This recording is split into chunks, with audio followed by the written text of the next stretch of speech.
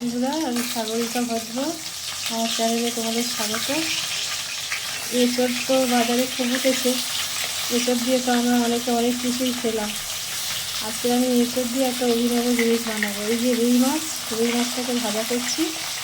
এঁচড়, আলু, রুই মাছ আর সজনে ডাঁটা দিয়ে মাখা ঝোল করবো। তোমরা পুরো ভিডিওটা তোমরা দেখতে থাকো। মাছগুলো আমার ভালোভাবে প্রায় ভাজা হয়ে এসছে। এখন আমি সবজিটা কেটে নেব, সঙ্গে এঁচড়টাও কেটে নেব। এঁচড় কাটবো, তাই হাতে একটু তেল মেখে নিচ্ছি। বটিতেও একটু তেল মাখিয়ে নেব, নাহলে তো আঠা ভর্তি হয়ে যাবে।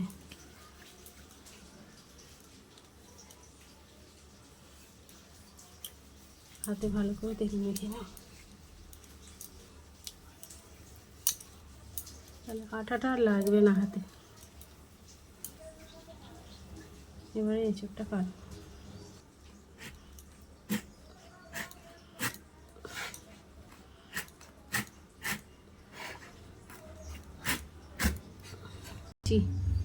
দানা এখন হয়নি, খুব কচি দানা, একদম কচি এঁচড়।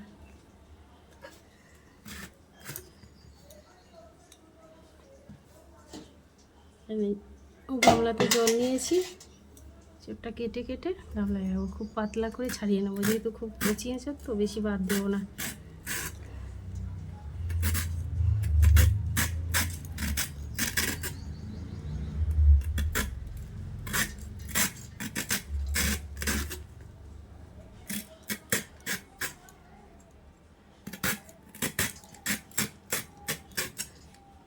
এইভাবে ছাড়িয়ে নেবো পাতলা।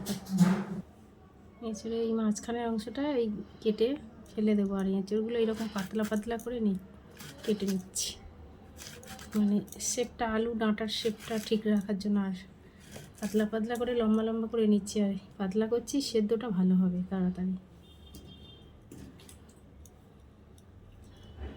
এই যে মাঝখানের এইটা কেটে বাদ দিতে, এটা খায় না কেউ।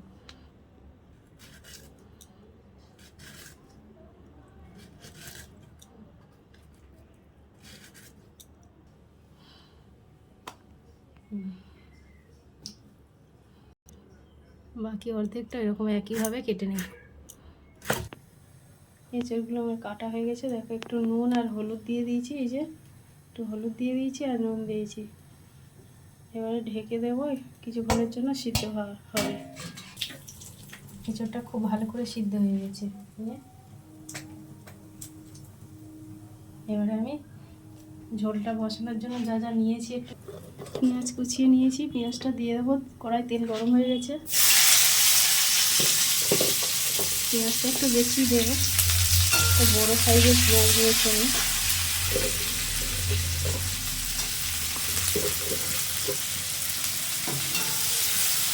একটু রসুন গ্রেট করে নিয়েছি, আদা গ্রেট করে নিয়েছি, কাঁচা লঙ্কা চেরা করে নিয়েছি, আর একটু টমেটো ছোটো করে কেটে নিয়েছি। পেঁয়াজটা ভাজবো। আর এখানে আলু, সজনে ডাঁটা ভালো করে ছাড়িয়ে কেটে নিয়েছি।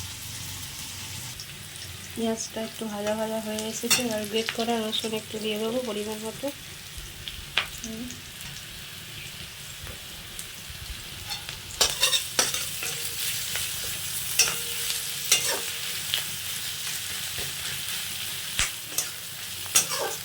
এক মিনিট মতো রসুনটা ভেজে নেব পেঁয়াজের সঙ্গে। আর পেঁয়াজ রসুনটা বেশ ভাজা হয়ে এসছে। এর মধ্যে চেরা করা কাঁচা লঙ্কাটা দিয়ে দেবো, একটু আদা দিয়ে দেবো, আর কোচানো টমেটোটা দিয়ে দেবো। একটু ভালো করে কষিয়ে নেব।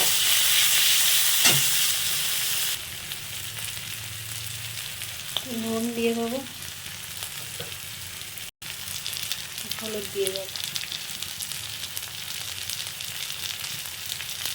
মাছ আর কাঁঠালের মধ্যে, যেহেতু এঁচড়ের মধ্যে হলুদে আছে, তো একটু কম পরিমাণে হলুদ দেবো।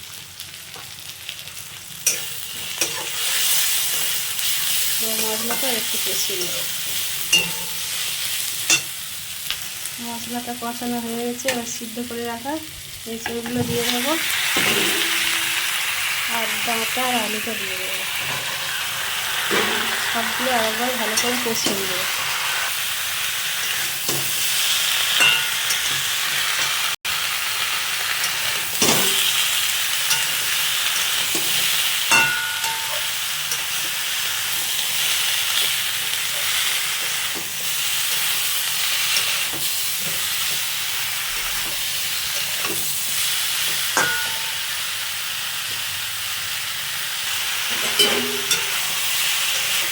ভালো করে কষিয়ে নেব। সবজিটা খুব ভালো করে কষানো হয়ে গেছে। বেশ শুকনো শুকনো করে এখন আমি জল দিয়ে দেবো। আর একটু জল দেব।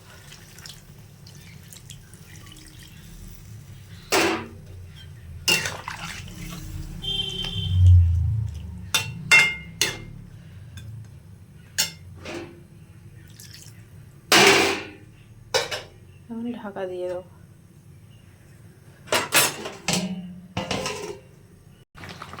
ঝোলটা খুব ভালোভাবে ফুটে গেছে, আলুও সেদ্ধ হয়ে গেছে। দিয়ে মাছগুলো দিয়ে দেবো। মাছগুলো দিয়ে দেবো।